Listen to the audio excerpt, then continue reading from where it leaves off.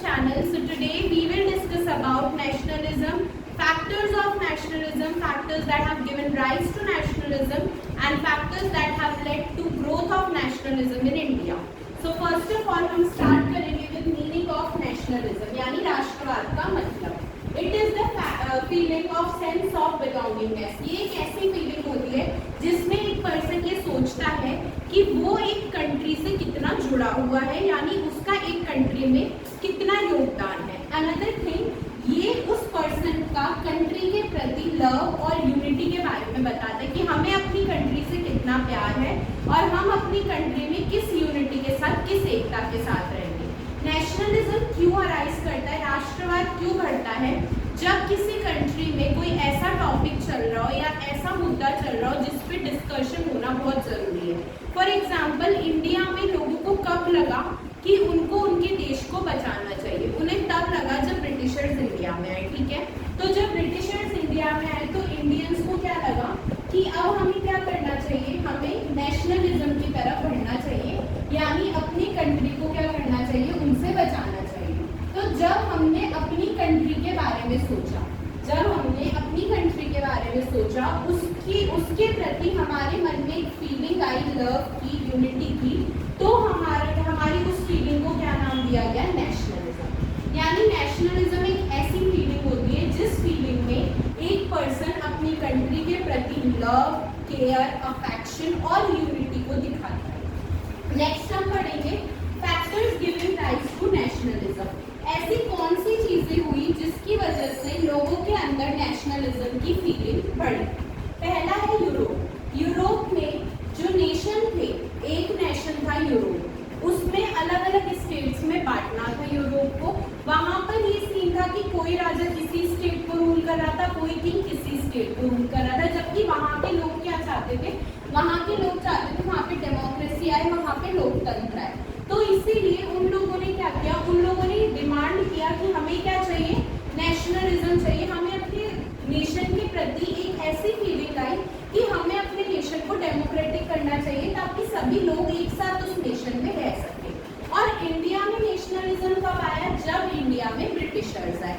Anti colonial movement हुए. Anti colonial movements का मतलब क्या होता है, जब किसी कंट्री में कोई और पर्सन आकर के उस कंट्री को टेक ओवर कर लेता है. जैसे इंडिया में ब्रिटिशर्स आए, उन्होंने हम पर रूल किया, तब हमें लगा कि हमारी खुद की कोई आइडेंटिटी ही नहीं बची है, हमारी खुद की कोई पहचान ही नहीं बची है. तो हमने क्या किया, अपने देश के प्रति हम उस वक्त पे जागरूक हो गए.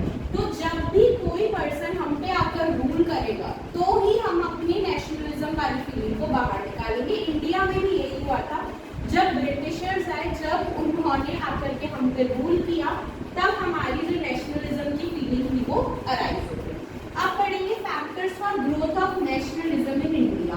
अब हम पढ़ेंगे कि इंडिया में नेशनलिज्म क्यों हुआ. पहली चीज, इंडिया में नेशनलिज्म हुआ जब लोगों ने इंडिया के लिटरेचर को पढ़ा, जब लोगों ने इंडिया के फोक सॉन्ग्स को सुना, यानी ऐसे गीत जो हमारे भारत में गाए जाते, जैसे हमारा राष्ट्रगान हो गया या फिर और कोई सॉन्ग्स हो गए जो आज़ादी के वक्त पे बहुत ज़्यादा आगे स्टार्ट हो रखे थे. उन सॉन्ग्स की वजह से लोगों को नेशनलिज्म की फीलिंग्स आई. इसके अलावा उस वक्त पे कुछ पेंटर्स थे जो पेंटिंग्स बना रहे थे, भारत माता की पिक्चर, हमारे नेशनल फ्लैग की पिक्चर, जिनकी वजह से हमको ये लगा कि यार हमें अपनी कंट्री को बचाना चाहिए.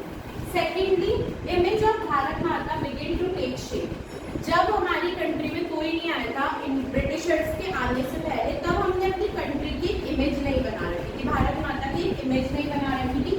जब ये इमेज शेप में आई तो हमने अपनी फीलिंग्स को और ज़्यादा स्ट्रॉन्ग कर दिया नेशनलिज्म के लिए. नेक्स्ट है awareness of science and symbols. उस वक्त पे हमने अपना ट्राई कलर फ्लैग जो था उसको बहुत ज़्यादा बढ़ावा दिया. क्यों? क्योंकि हम नहीं चाहते थे कि ब्रिटिशर्स आए और हम पर रूल करें.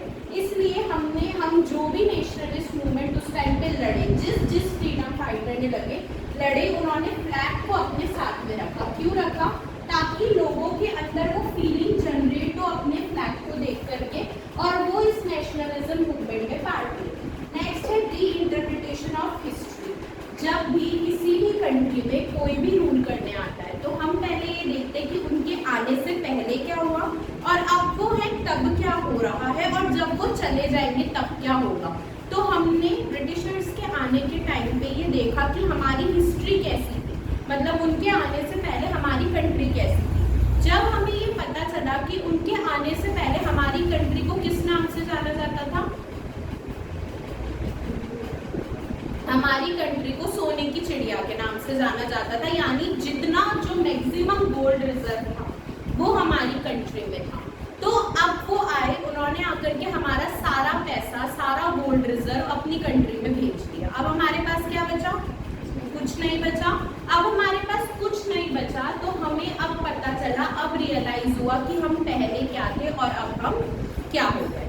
तो जब हम अपनी ही हिस्ट्री को स्टडी करते हैं तो हमें पता चलता है कि हम पहले क्या थे, अब क्या है, और अब हमें अपनी प्रेजेंट कंडीशन पता है। जब हमें अपनी प्रेजेंट कंडीशन पता है कि वो ऑलरेडी खराब है और अगर उन्हीं लोगों ने हम पर आगे 50, 60, 70, 80 साल रूल कर लिया तो वो और खराब हो जाएगी। तो हमें ये पता था कि अगर हमने अभी कोई स्टेप नहीं लिया तो हम फ्यूचर में भी कभी भी कोई स्टेप नहीं ले पाएंगे अपनी कंट्री को बचाने के लिए और हम उनके ही रूप में चले जाएंगे। सो इसी के साथ 3 टॉपिक्स हमने कवर कर लिए। We hope you liked our video. Please like, share and subscribe to our channel. We'll be back with another video super soon. Till then, take care.